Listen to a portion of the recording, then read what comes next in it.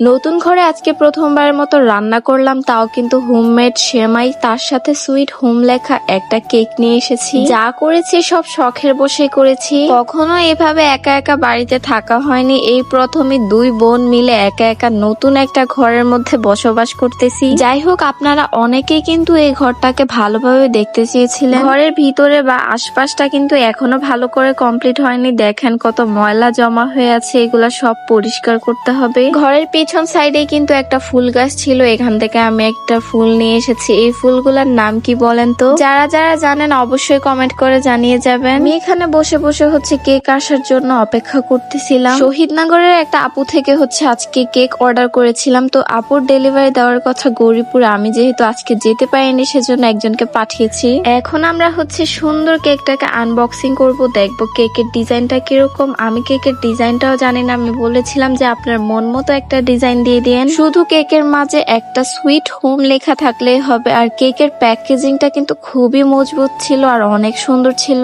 আপনার শুধু কেকের ডিজাইনটা দেখেন কত সুন্দর করে আপু কেকটা বানিয়ে দিয়েছে। আজকে আমি এই কেকটা নিয়েছি homemade cake by Nishad page থেকে। আপনারা চাইলেও কিন্তু নিজেদের মন মতো ডিজাইন দিয়ে আপুর এখান থেকে কেক গুলা অর্ডার করতে পারবেন। এখন আমি কেকটাকে কেটে খেয়ে টেস্ট করে দেখবো আসলে কেকের টেস্টটা কিরকম, মজা হয়েছে কিনা। আমি কেকটা ট্রাই করেছি, অনেক বেশি মজা ছিল। এটা ভ্যানিলা ফ্লেভারের একটা কেক ছিল, কেকের ভেতরটা অনেক বেশি সফট ছিল। এখন আমি কেটে কেটে সবাইকে টেস্ট করাবো যে আসলে ওদের কাছে কেমন লাগে। সবাই অনেক বেশি পছন্দ করেছে। আমি আপুর পেজটা আমার কমেন্ট বক্সে মেনশন করে দিয়ে রাখবো। এখন আমি পাকের ঘরে চলে এসেছি কটবেলের ভর্তা বানানোর জন্য। কিছুদিন আগে এই কটবেলটা এনেছিলাম, কিন্তু খাওয়ার একদমই মুড ছিল না, মানে মনেই ছিল না। অলরেডি কিন্তু সন্ধ্যা হয়ে গিয়েছে, আর সন্ধ্যাবেলা আমরা ভর্তা খেতে আসছি। দুপুরে খেলে কিন্তু এই ভর্তাটা অনেক বেশি মজা লাগতো, তবে বেশি দিন রাখলে কটবেলটা পচে যাওয়ার সম্ভাবনা রয়েছে। অবশেষে কিন্তু কটবেলের ভর্তাটা বানিয়ে ফেললাম, এটা খেতে অনেক বেশি মজা হয়েছিল।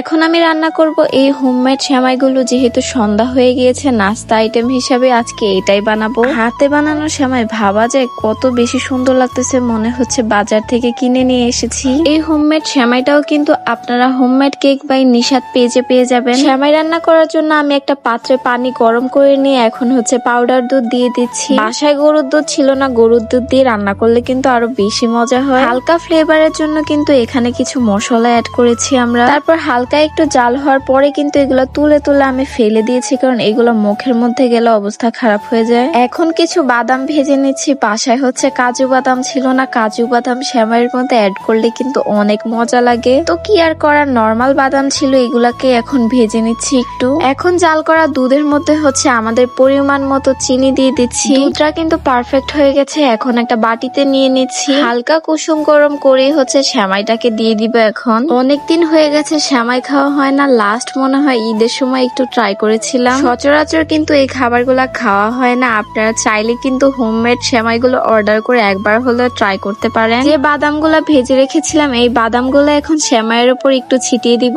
এতে কিন্তু সেমাইয়ের টেস্টটা একদম দ্বিগুণ হয়ে যাবে। ফাইনালি আমার সেমাই রান্না করা ডান। এটা এখন খেয়ে টেস্ট করে দেখবো কিরকম হয়েছে। আমার আজকের ভিডিওটি কেমন লেগেছে অবশ্যই কমেন্ট করে জানাবেন। সবাই ভালো থাকবেন, আমার পেজটি ফলো দিয়ে রাখবেন। আল্লাহ হাফিজ।